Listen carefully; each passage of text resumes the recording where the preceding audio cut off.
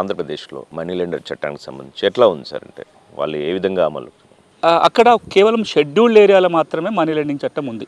ఇంకా మైదాన ప్రాంతంలో చట్టం ఇంకా లేదు. 2017 చట్టం ఇంకా అమలుకి రాలే, అసెంబ్లీ ఆమోదించింది. కానీ ఇవే నియమాలు.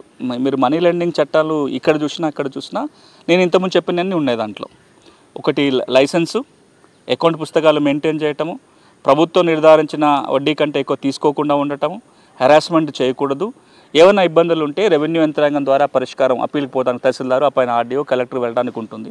కానీ అక్కడ కూడా మీరు ఏం చూస్తారు అంటే అమలులో ఉన్న బలహీనతలు. ఆ చట్టం మీద ఇప్పుడు అవగాహనే లేదు. ఇప్పుడు మీరు ఎంతమంది పోయి రైతులకు కానీ పోనీ రెవెన్యూ యంత్రాంగానికి ఎంతమందికి అవగాహన ఉంది ఓ మనీ లెండింగ్ చట్టం ఉందని? ఎంతమంది రైతులకి ఈ చట్టం ఉందని అవగాహన ఉంది? లేదు.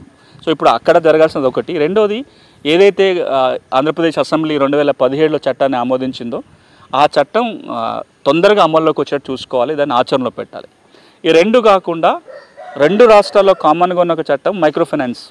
మీకు గుర్తుంటుంది 2010, 2009, 10, 11 ఆ ప్రాంతంలో ఈ ఎస్హెచ్జి సంఘాలకి ప్రైవేటు మైక్రో ఫైనాన్స్ ఇన్స్టిట్యూషన్స్ రకరకాల పేర్లతోటి చిన్న తరహా వడ్డీలు అంటే అప్పులు ఇచ్చేవాళ్ళు.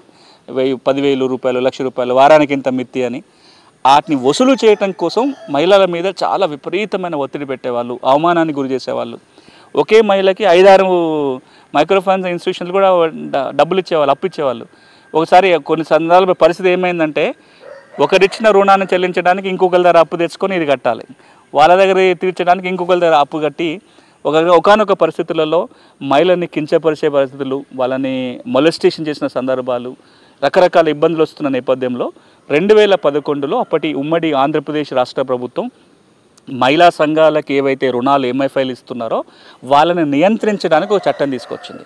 ఆ చట్టంలో కూడా ఏం చెప్పారంటే ఎంఐఫైలు ఎవరైనా మహిళా సంఘాలకు రుణాలు ఇవ్వాలంటే వాళ్ళు కూడా ముందు లైసెన్స్ తీసుకోవాలి, ప్రభుత్వం నిర్దేశించిన దానికంటే ఎక్కువ వడ్డీ ఛార్జ్ చేయడానికి వీల్లేదు, వాళ్ళని అవమానాలు గురి చేయటమో ఇబ్బందులు పెడుతుంది క్రిమినల్ చర్యలు తీసుకుంటాము, అకౌంట్ పుస్తకాలు మెయింటైన్ చేయాలి, ఇబ్బందులు ఉంటే కనుక సంబంధిత అధికారులను ఆశ్రయించాల్సిందే తప్ప ఇంటి మీద పోవడానికో హెరాస్ చేయడానికి వీల్లేదని